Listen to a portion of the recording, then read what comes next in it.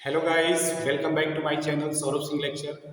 Today we are study about most important topic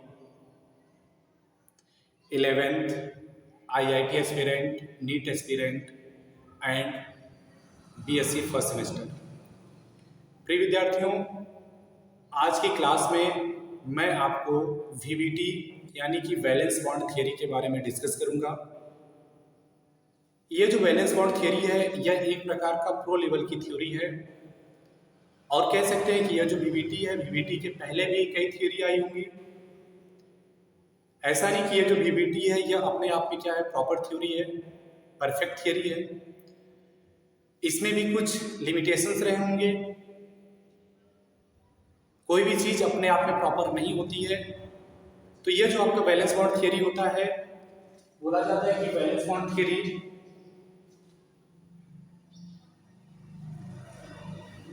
valence bond theory की खोज किसने की, वैलेंस बॉन्ड थियरी की जरूरत क्यों पड़ी और वैलेंस बॉन्ड थियरी किस पर बेस्ड है, लिमिटेशंस, पोस्टुलेट्स और बहुत सारी चीजों के बारे में हम डिस्कस करेंगे आज की क्लास में।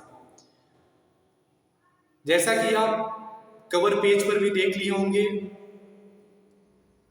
नाम है आज के थियरी का वैलेंस बॉन्ड थियरी, जिसको शॉर्ट नेम बोला जाता है वीबीटी बोला जाता है। ठीक है, वीबीटी की खोज क्यों की गई इसके बारे में आज हम डिस्कस करेंगे और इसके लिमिटेशंस और पॉस्टुलेट्स के बारे में भी क्या करेंगे, पढ़ेंगे, अध्ययन करेंगे। तो आप लोग हेडिंग बना लीजिएगा वैलेंस बॉन्ड थियरी। चलते हैं आगे, टॉपिक को स्टार्ट करते हैं।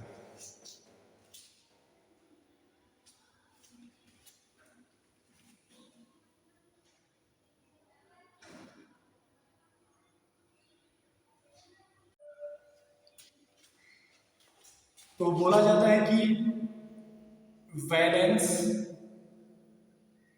Bond theory is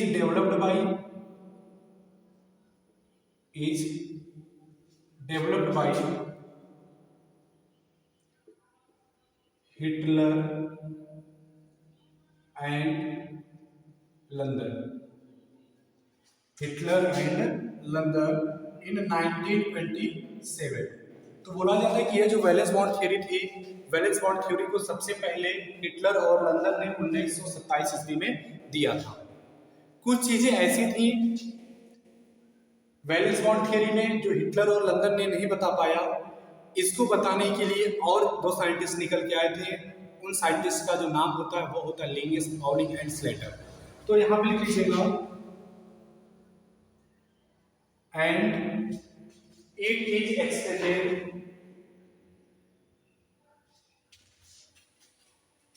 and this theory was extended by Pauling and Slater in 1931। ठीक है, मतलब यह जो आपकी थियरी थी इसको सबसे पहले दिया था हिटलर और लंदन ने 1927 ईस्वी में, और कुछ समय के बाद ऐसा पता चला कि यह जो हिटलर और लंदन थे वो वीबीटी का पूरा एक्सप्लेनेशन नहीं कर पाए। तो उसके लिए दो साइंटिस्ट पाउलिंग और स्लेटर ने उसको एक्सटेंड किया, उसके बारे में और अधिक जानकारी प्रस्तुत की। तो करिए इसको, फिर हम आगे चलते हैं। नोट डाउन करिए तुरंत, या तो स्क्रीनशॉट ले लीजिए, नोट करिए जल्दी से।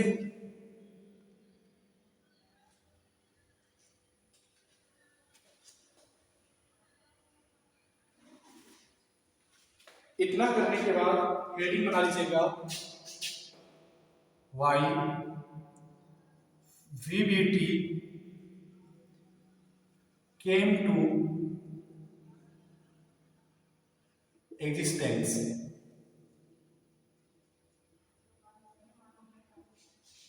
मतलब कह सकते हैं, बोला गया कि why VBT came to existence, इसका मतलब हो गया कि वैलेंस बॉन्ड थ्योरी की आवश्यकता क्यों पड़ी, उसके बारे में हम आज डिस्कस करेंगे।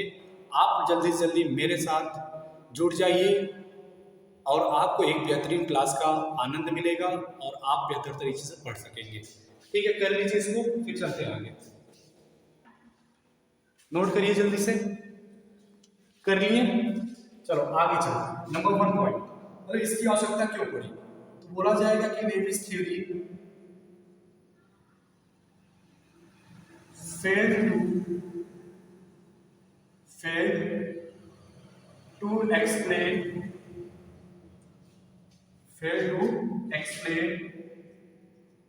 formation of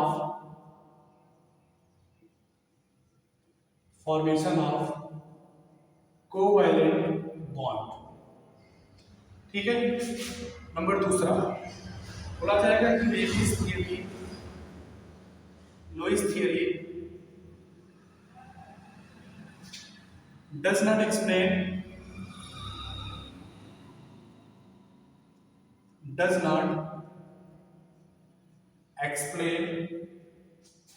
why molecules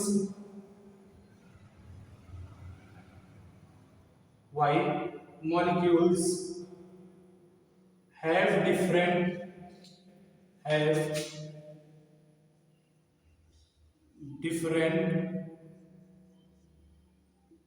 bond dissociation energy, bond dissociation enthalpy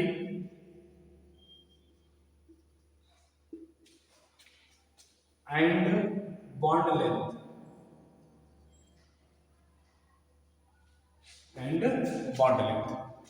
ठीक है, दिख रहा है ना सबको, क्लियर? अच्छा,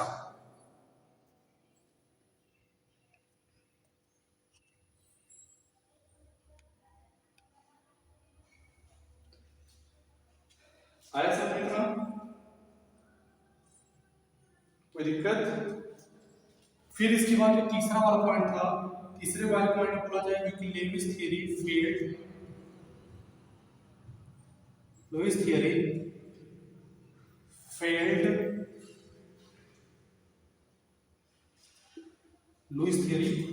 failed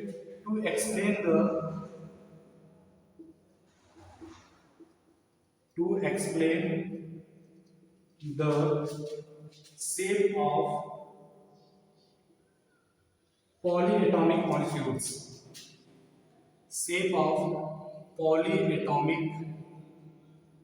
molecules, ठीक है। तो सबसे पहले देखो मेरी बात सुनो कि इस बैलेंस बॉन्ड थ्योरी की आवश्यकता क्यों पड़ी, तो एक एक पॉइंट हम समझते हैं। तो बोला जाएगा कि बैलेंस बॉन्ड थ्योरी की आवश्यकता क्यों पड़ी, इसकी जरूरत क्यों पड़ी, तो आपको पता होगा बोला गया था कि ये जो आपका लुईस थ्योरी कोवैलेंट बॉन्ड के फॉर्मेशन को एक्सप्लेन नहीं कर पाई। ये जो लुईस थ्योरी केवल क्या बताता था, उसका स्ट्रक्चर बताता था। तो यहाँ पे क्या हो जाएगा कि Lewis theory failed to explain the formation of covalent bond, यानी कि यह जो लुईस थ्योरी थी वह कोवैलेंट बॉन्ड का फॉर्मेशन करने में क्या थी, फेल थी। जब यह फेल हो गई तो हमने एक थ्योरी लाया जिसका नाम था बैलेंस बॉन्ड थ्योरी। दूसरा जो होता है बोला जाता है कि Lewis theory does not explain why molecules have different bond dissociation enthalpy and bond length, मतलब अलग अलग प्रकार के मॉलिक्यूल्स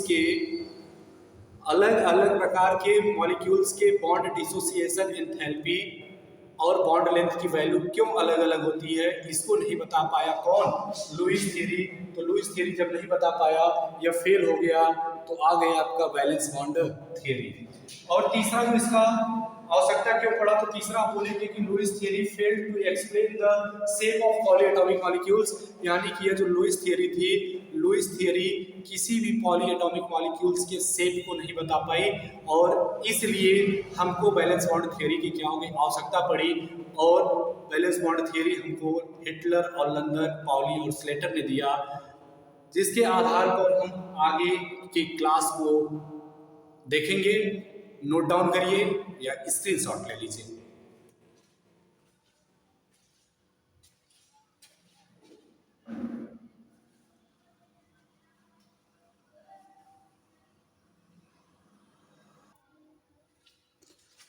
अब इसके बाद हम postulates of valence bond theory के बारे में डिस्कस करेंगे। Postulates of valence bond theory क्या कहता है? बोला जाता है नंबर 1 कि किसी भी एटम्स के वैलेंस इलेक्ट्रॉन या कह सकते हैं कि वैलेंस ऑर्बिटल अगर क्या होता है अनपेयर रहता है, तो अगर अनपेयर रहता है तो वह ओवरलैपिंग करके कोवैलेंट बॉन्ड का क्या करता है? फॉर्मेशन करता है। यह कौन बताया था? वैलेंस बॉन्ड थियरी ने। तो इसी को हम लिखेंगे, बोला जाएगा कि covalent bond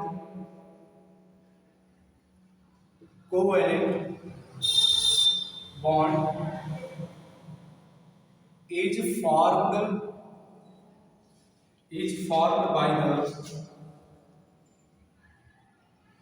overlapping of two half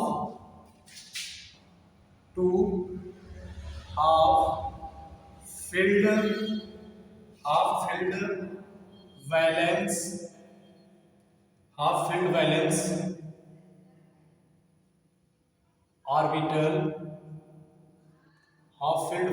orbitals of given atoms। इसका मतलब क्या हो गया? मतलब कोवैलेंट बॉन्ड का फॉर्मेशन तभी होगा जब दो हाफ फिल्ड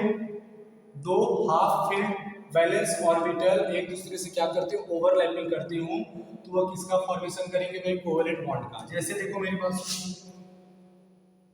आपको पता है कि यह जो आपका हाइड्रोजन होता है, मैंने बना दिया इसको हाइड्रोजन, ठीक है। यह हाइड्रोजन जो रहता है इसके वैलेंस शेल में कितने इलेक्ट्रॉन होते हैं? 1। और यह जब दूसरे वाले हाइड्रोजन के साथ दूसरा वाला जो हाइड्रोजन होगा उसके भी वैलेंस शेल में कितने इलेक्ट्रॉन होंगे? 1। तो यह जो आपके एक अनपेयर ऑफ इलेक्ट्रॉन है, इसके एक अनपेयर ऑफ इलेक्ट्रॉन, इसका एक अनपेयर ऑफ इलेक्ट्रॉन, तो यह जब एक दूसरे के साथ ओवरलैपिंग करते हैं, जब यह एक दूसरे के साथ क्या करते हैं? ओवरलैपिंग करते हैं। जब ओवरलैपिंग करते हैं तो यह किसका निर्माण करते हैं? H2 मॉलिक्यूल का निर्माण करते हैं। इसका निर्माण करते हैं भाई, H2 मॉलिक्यूल का निर्माण करते हैं। और यही वैलेंस बॉन्ड थ्योरी आपको बताती है। इसी को ल्यूइस थियरी नहीं बता पाया था, इसी लुईस थ्योरी क्या हो गई थी? फेल हो गई थी, ठीक है। और दूसरा जो पॉस्टुलेट्स होता है इसका, दूसरे पॉस्टुलेट्स में बोलेंगे कि जितना ज्यादा ओवरलैपिंग होता है उतना ही ज्यादा मजबूत बंध बनाता है, ठीक है। एक बार दूसरा पॉस्टुलेट्स कर लीजिएगा। दूसरे वाले पॉस्टुलेट्स में बोलेंगे कि the electrons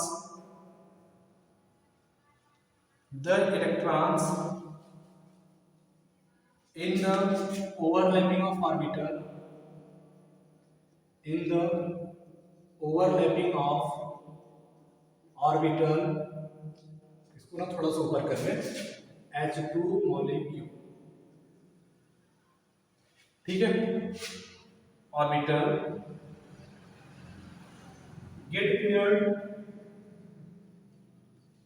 get paired and confined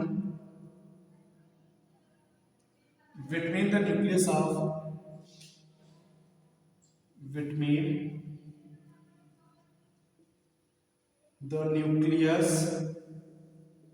of two atoms,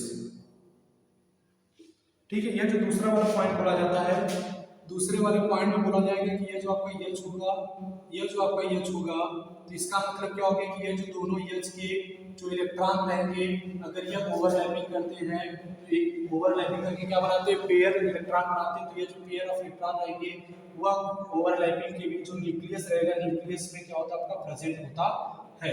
यह कौन बताया था भाई? आपका एयर इसको, यह मतलब क्या हो गया? आपका पेयर हो गया, पेयर, ठीक है। इसका मतलब क्या हो गया? पेयर्ड इलेक्ट्रॉन हो गया। आया समझ में? इतना कर लीजिए भाई।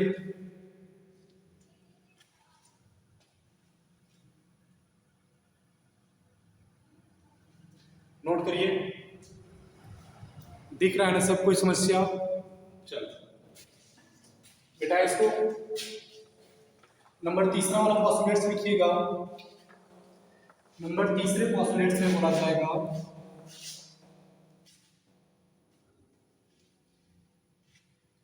The direction of covalent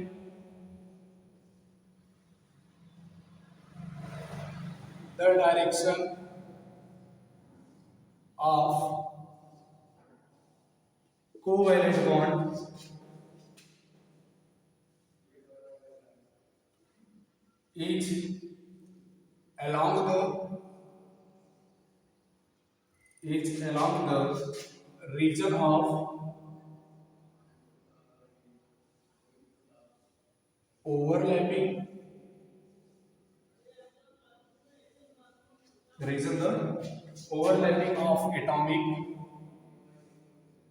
overlapping atomic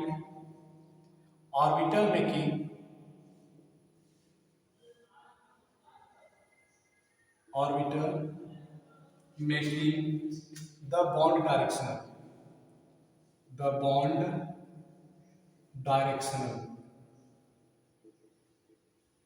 directional, ठीक है। इसका मतलब क्या हो जाएगा, बोला गया कि the direction of covalent bond is along the region of overlapping atomic orbital making the bond directional, मतलब बॉन्ड को डायरेक्शनल बनाने के लिए क्या किया जाता है। देखो जैसे भी मैंने बोल दिया H, मैंने इस टाइप में लिख दिया H लिख दिया, H में मैंने एक इलेक्ट्रॉन भर दिया आपका क्लॉकवाइज, ठीक है, मतलब इसको बना दिया 1s, और दूसरा मैंने बना दिया H और इसको मैंने बना दिया एंटी क्लॉकवाइज और इसको क्या बना दिया 1s, इसको निकल गए 1s। तो आपको बोला जाएगा कि जब ये दोनों अपोजिट डायरेक्शन में रहेंगे तो वो किसका निर्माण करेंगे, पेयरिंग का निर्माण करेंगे, यानी कि कह सकते हैं कि द डायरेक्शन का निर्माण करते हैं। तो यहाँ पे एक हो जाएगा क्लॉकवाइज और एक हो जाएगा आपका एंटी क्लॉकवाइज, और ये किसका निर्माण कर देंगे, H2 मॉलिक्यूल्स का निर्माण कर देंगे, ठीक है, H2 मॉलिक्यूल्स का निर्माण कर देते हैं।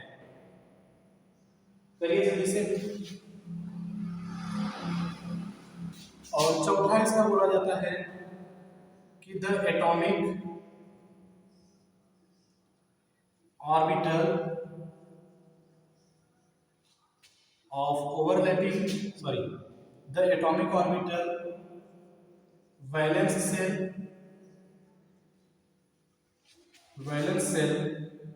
with paired electron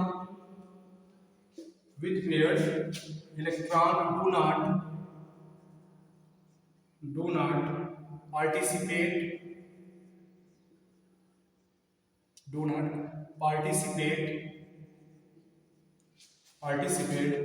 in the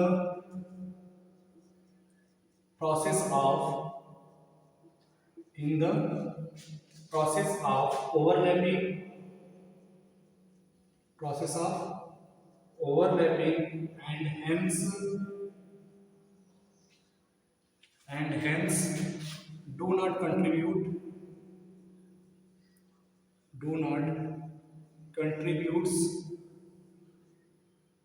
toward bond formation, ठीक है। therefore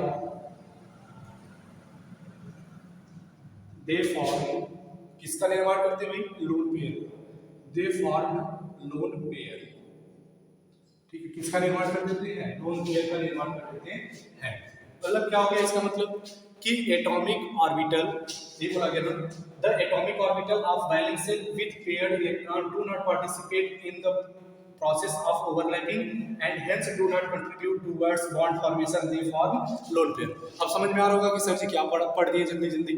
तो आपको कहने का मतलब यही है मेरे कि किसी भी एटॉमिक ऑर्बिटल्स के जो वैलेंस इलेक्ट्रॉन अगर बॉन्ड फॉर्मेशन में पार्टिसिपेट नहीं होते हैं तो वह किसका कार्य करते हैं, लोन पेयर का कार्य करते हैं। जैसे अभी मैं बात करूँ N की, N का मतलब होता है आपका 7 होता है एटॉमिक नंबर, N यानी कि नाइट्रोजन का एटॉमिक नंबर कितना होता है, 7 होता है। तो ये जो आपका नाइट्रोजन होता है, नाइट्रोजन 2 and 5 होता है। क्या होता है आपका 2 and 5। तो ये जो 2 और 5 का मतलब ये जो लास्ट का 5 इलेक्ट्रॉन होता है ये बॉन्ड फॉर्मेशन में भाग लेगा और बॉन्ड बनाने में जितने, सुनिएगा मेरी बात, बॉन्ड बनाने में जितने इलेक्ट्रॉन क्या हो गए, बिजी हो गए, वो तो आपका बॉन्ड फॉर्मेशन में पार्टिसिपेट हो रहे हैं, लेकिन जो बच जाते हैं वो क्या बन जाते हैं, आपके लोन पेयर बन जाते हैं। जैसे मैं बात करूं अगर NH3 की, NH3 का मतलब यहाँ भी इस टाइप बना लो NH3, ठीक है 107.5, ठीक है। और यहाँ पे 2 इलेक्ट्रॉन बच जाएगा और ये जो दोनों इलेक्ट्रॉन बचेंगे वो किसका कार्य करेंगे, लोन पेयर का कार्य करेंगे। किसका कार्य करेंगे भाई, लोन पेयर का कार्य करेंगे। एक मैंने बताया कि जो नाइट्रोजन होता है उसके वैलेंस शेल में 5 इलेक्ट्रॉन होता है, 5 का मतलब एक इसके साथ बॉन्ड बना लिया, एक इसके साथ, एक इसके साथ, 3 तो बॉन्ड फॉर्मेशन में भाग ले लिए, लेकिन जो 2 इलेक्ट्रॉन बचे हैं, 2 इलेक्ट्रॉन का मतलब ये किसका निर्माण कर दिया, लोन पेयर का निर्माण कर देते हैं। और ये जो आपका NH3 होता है इसका जो शेप होता है वो कैसा होता है, पिरामिडल होता है। कैसा होता है भाई, पिरामिडल, पिरामिडल, पिरामिडल शेप होता है किसका, NH3 का। नोट डाउन करिए, जल्दी नोट डाउन करिए। अच्छा दिख नहीं रहा है NH3, ठीक कर लो भाई।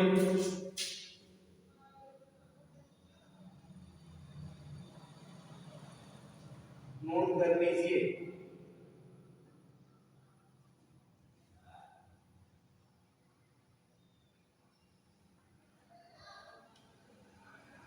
नोट करिए फिर चले आगे।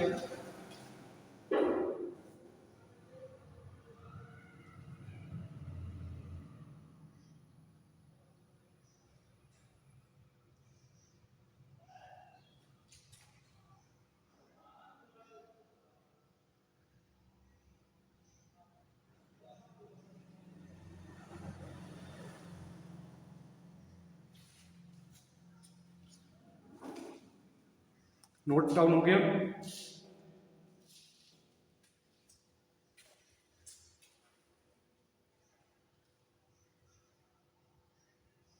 अगर नोट हो गया चले आगे।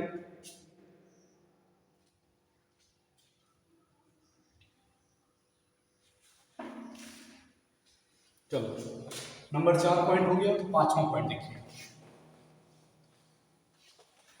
5वां पॉइंट, 5वें पॉइंट को कैसे समझेंगे, सुनिएगा मेरी बात।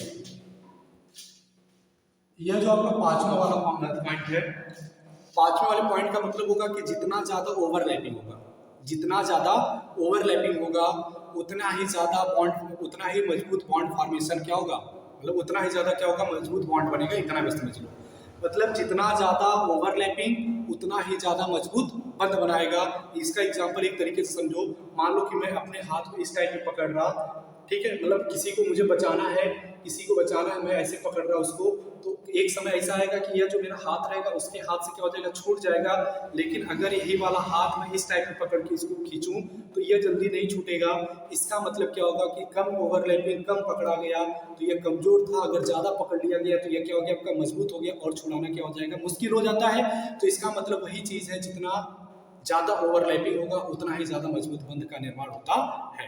ठीक है, चलिए आगे तो लिख लो इसको, नंबर 5 करके लिख लो कि greater is the extent, greater extent of overlapping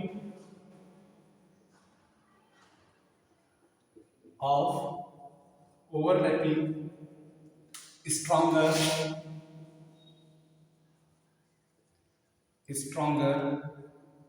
is the bond form। ठीक है, अब जैसे मैं आपको दो दिखा दिया, दो दिखाने का मतलब एक बनाओ इस टाइप में, थोड़ा सा इसको अलग बनाए ना। ठीक, चलो समझो, एग्जाम्पल के माध्यम से हम आपको समझाने का प्रयास करते हैं। मान लो कि कोई यह ए मॉलिक्यूल्स है, ठीक है, कोई यह ए मॉलिक्यूल्स है, और मान लो कि यह कोई आपका बी मॉलिक्यूल्स है, यह कोई आपका ए मॉलिक्यूल्स है और यह क्या आपका कोई बी मॉलिक्यूल्स है। तो यह जो आपका ए मॉलिक्यूल्स है, ए मॉलिक्यूल्स के बीच जो ओवरलैपिंग हुई है, ए मॉलिक्यूल्स के बीच जो ओवरलैपिंग हुई है, यह क्या आपका कम है, और बी मॉलिक्यूल्स के बीच ओवरलैपिंग क्या हुई है, ज्यादा हुई है। जब ओवरलैपिंग ज्यादा हो गई बी का, तो बी का जो बॉन्ड आएगा, बी का जो बॉन्ड होगा वह ज्यादा होगा किसके, बॉन्ड ए की तुलना में। ठीक है, बॉन्ड बी की जो वैल्यू आएगी वह बॉन्ड ए से क्या हो जाएगा, आपका ज्यादा हो जाएगा, क्योंकि इसमें क्या होगा, आपका ओवरलैपिंग क्या होगा सबसे ज्यादा। जब ओवरलैपिंग सबसे ज्यादा तो बंध क्या होगा, सबसे मजबूत बनेगा। ठीक है, कर लिए, चलते आगे। आ गया इतना समझ में भाई सबको? कोई समस्या, कोई दिक्कत तो नहीं आ रही है? चलो, आया समझ में ना?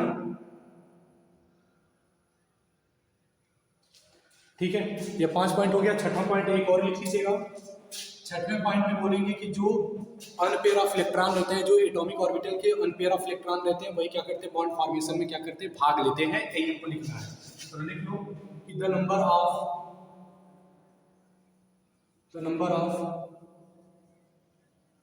Covalent bond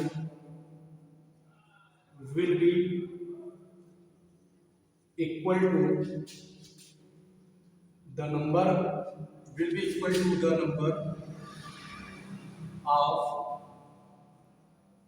number of unpaired electron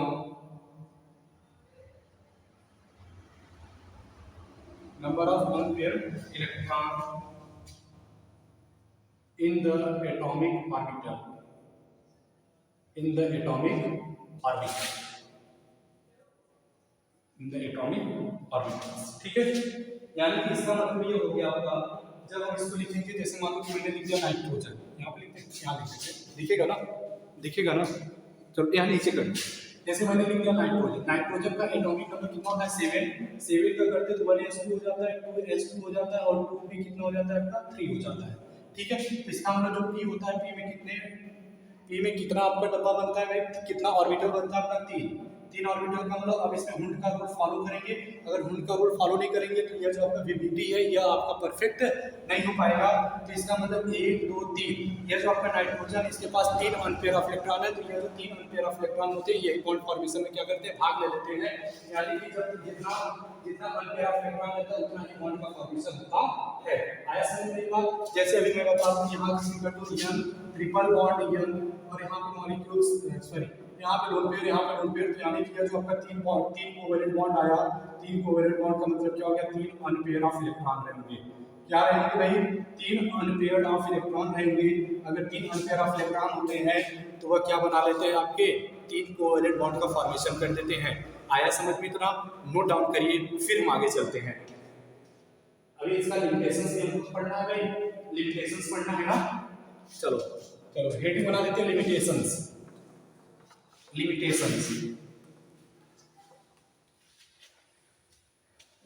की बात करें, limitations of VBD।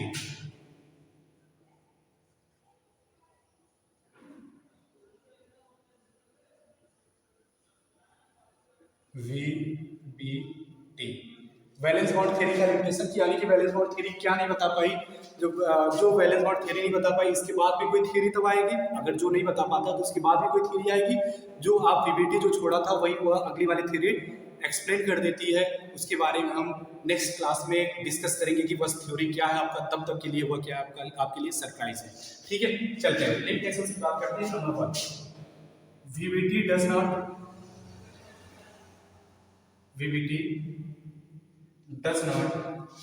explain the existence of coordinate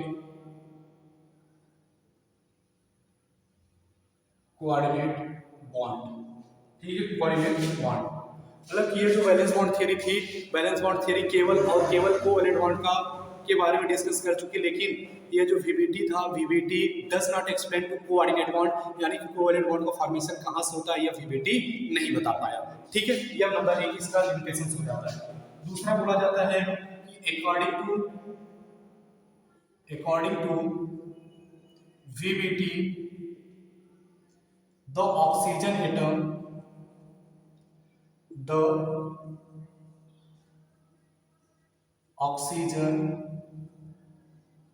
oxygen atoms in O2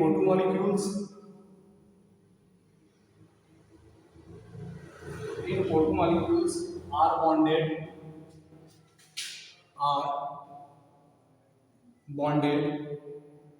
by a double bond, यानी कि ये जो वीवीटी होता है, वीवीटी के अनुसार जो ऑक्सीजन होता है, ऑक्सीजन का जो मॉलिक्यूल्स होता है वह एक दूसरे से डबल बॉन्ड के द्वारा क्या होता है, आपका जुड़ा होता है। Double bonded are sorry and should B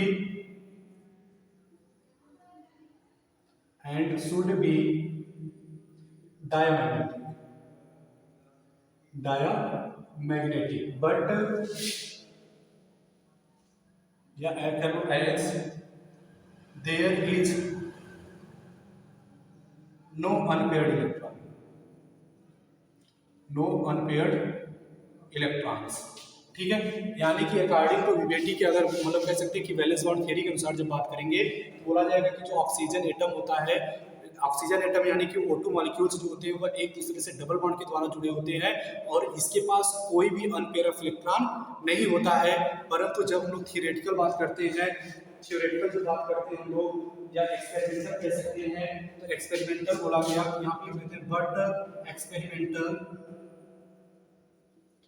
but experimental O2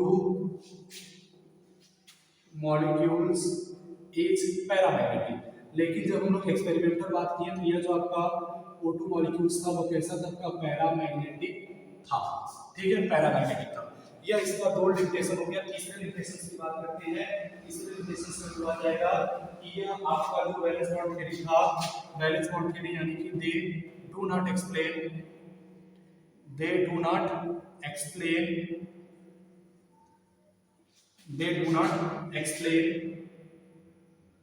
the formation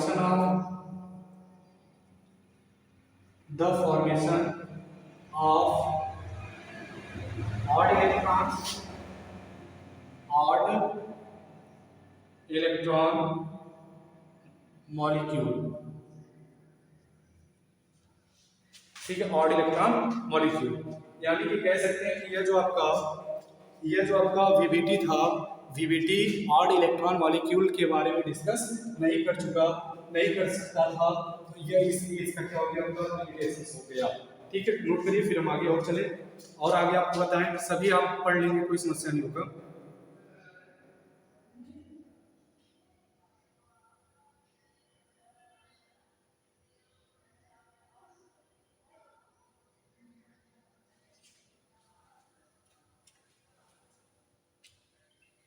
note down करिए, 3 पॉइंट हो गया, नोट करिए, फिर हम आगे चलें। अगला पॉइंट आपको बताएं।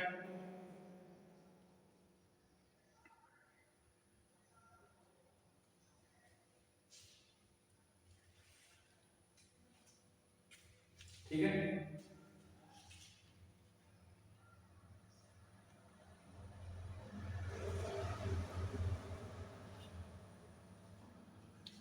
चलो नंबर 4 पॉइंट, नंबर चौथा पॉइंट क्या बता दें। बोला जाएगा कि दे डू नॉट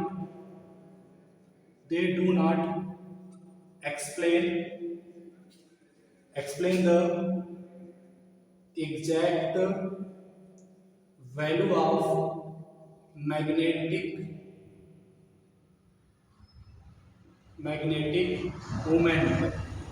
movement। मतलब यह जो आपका वीवीटी था वह मैग्नेटिक मोमेंट यानी कि जो म्यू होता है, म्यू के एग्जैक्ट वैल्यू को नहीं बता पाया था। और म्यू का जो फॉर्मूला होता है n+2 होता है।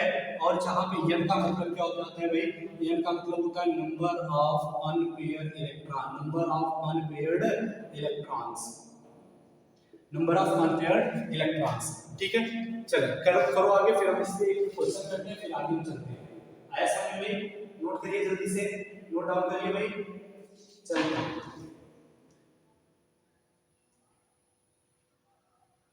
ठीक है, चले आगे।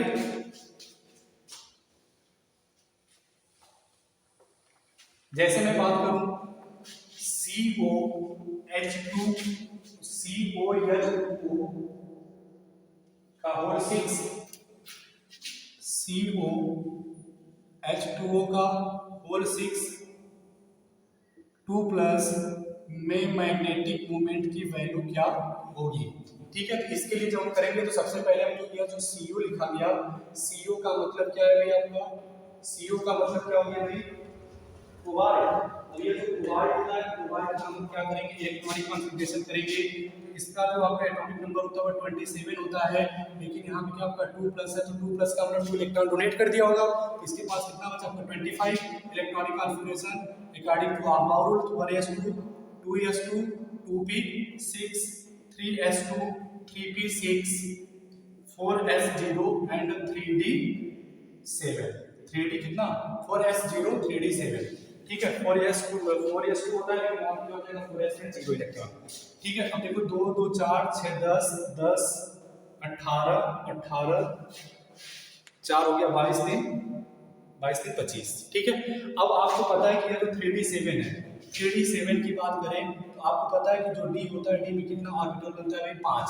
d में कितना ऑर्बिटल बनता है, 5। 1 2 3 4 और 1 5 ऑर्बिटल बनता है। अब यहाँ पे हुंड का रूल फॉलो किया जाएगा।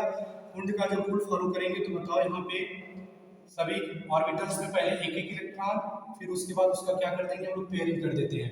तो यहाँ पे देखो, जब नंबर ऑफ अनपेयर्ड इलेक्ट्रॉन की बात करें, तो जब नंबर ऑफ अनपेयर्ड इलेक्ट्रॉन की बात करेंगे तो number of unpaired electron n equal to कितना है भाई, n इक्वल टू 3। तो 1 2 3 अनपेयर ऑफ इलेक्ट्रॉन है, तो यहाँ पे म्यू की वैल्यू क्या हो जाएगा, म्यू इक्वल टू n+2, ये फॉर्मूला होता है।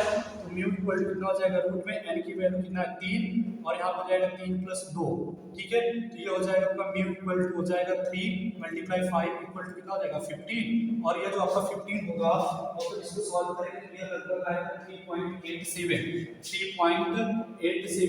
और ये जो म्यू होता है, म्यू मतलब म्यू जो होता है आपका मैग्नेटिक मोमेंट जो होता है, उसका जो मात्रक होता है, उसका जो यूनिट होता है, बोर मैग्नेटॉन होता है, ठीक है। बोर मैग्नेटॉन होता है। That is the answer of magnetic moment the compound, ठीक है। तो थैंक यू सो मच। आज के क्लास में फिलहाल इतना ही। बहुत बहुत धन्यवाद। मिलते हैं नए कंटेंट के साथ, तब तक के लिए जय हिंद।